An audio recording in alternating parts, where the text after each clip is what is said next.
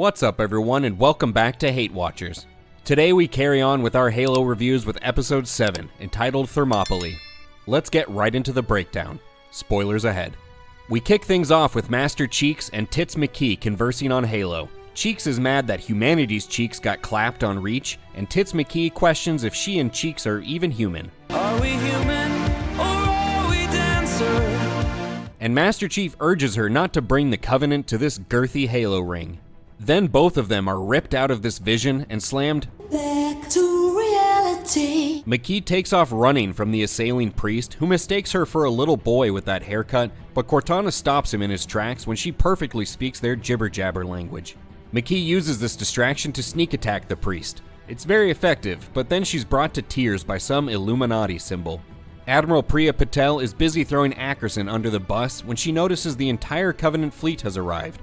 And she's like, what the hell? Alien bad guys? Didn't they get the memo that this season is all about human bad guys? Master Chief is wandering aimlessly around the halls when the fun police show up. Cheeks talks down the 14-year-old behind the gun, and Kai donkey punches the arresting officer. Halsey is talking Miranda Keyes' ears off, so Keyes plays Alien Sudoku to kill the time during her rant.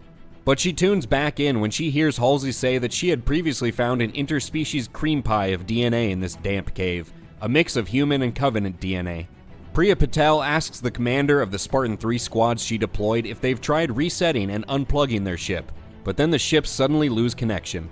Jumping to Stronghand and his wife, he talks about his past as a Spartan in training, which it sounds like was an abusive summer camp mostly made up of hazing rituals where the kids get beaten by adults with sticks. Then his wife gets mad at him for having dreams and aspirations and letting their son become a Spartan. Elsewhere, Kai is mad at Master Chief for getting them in trouble with Daddy UNSC. You got us grounded. But now suddenly, Master Chief is determined to find and don his armor that he's been avoiding like the plague this whole season. Quan almost electrocutes herself to death. Ah, so close. Ackerson is trying to get this hologram computer to show him anime porn, but he's interrupted by Master Chief. They fight, and Ackerson attacks John's hand with his neck. And Ackerson wisely pulls John back to the wall so he can use it as leverage and keep the upper hand in this battle. After Ackerson's iron neck forces Master Chief to relent, Ackerson reveals that Patel's plan is to have just one squad of Spartan 3s reach a Covenant ship and trigger an explosion that would take out the whole solar system, which seems like an insanely contrived plot device that would never ever exist on one ship. 2 episodes later, Miranda finally asks about her father, who is now putting the dead in Deadbeat Dad.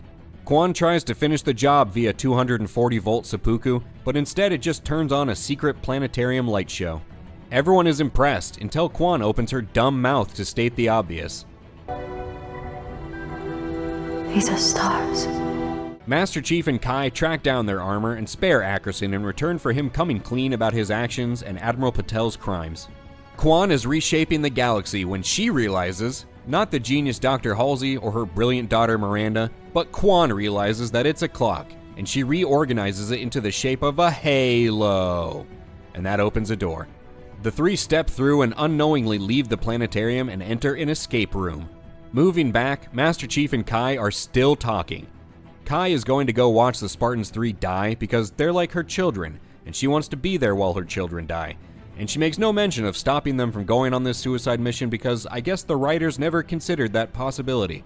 The 3 chicks continue on in this escape room puzzle, finding a bunch of test tubes and laboratory stuff and a weird corpse.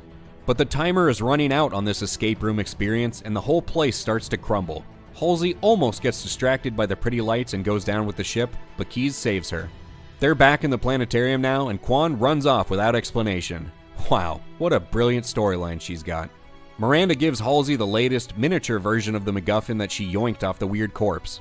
Meanwhile, the Covenant fleet has found Makee in the Arbiter, and Makee says, I've lost my gift of seeing the future. I don't know how to make it up to you. And then she starts taking off her clothes. She brands herself like cattle, and they talk about BDSM stuff. Stronghand watches his son at Spartan practice, but like most overprotective dads, he runs on the field and beats up the referees. Afterward, his son is embarrassed and naturally doesn't want to be seen with him. Master Chief shows up, almost in his armor for the first time in 5 episodes, and talks to Perez about his own mission, not even bothering to tell Perez that her mission is that of the suicide variety. The 2 talk in empty platitudes, talk about Chief flipping coins, and then Perez stomps off toward her death. Halsey and Keyes examine the newest MacGuffin and talk about some empty emotional connection the show thinks that they have, and then the MacGuffin opens, but reveals nothing. Meanwhile, Master Chief gets mobbed as he walks around Comic-Con. Priya Patel knows Ackerson was looking at hentai earlier, but before she can bring the conversation to a climax, Master Chief begins an unauthorized takeoff in a condor.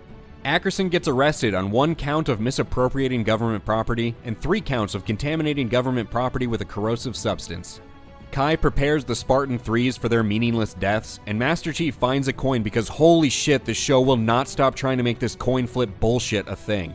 John flies up to the fleet, and we see 3 shots get fired in the background, which is the totality of the action we get with this giant world-ending fleet. And then John lays eyes on the girthy cock ring of his destiny, and the episode comes to an end. Well, we've reached that point in the video where we have to decide if this episode was a great watch or a hate watch. And you can mark another episode down in the hate watch column. This episode just kinda plodded on ahead, dragging out a bunch of storylines much longer than they need to be just so they can fill out an 8-episode season. I'd stop short of saying the episode was just filler because there was advancement of the main storyline. As terrible as it is, it still progressed.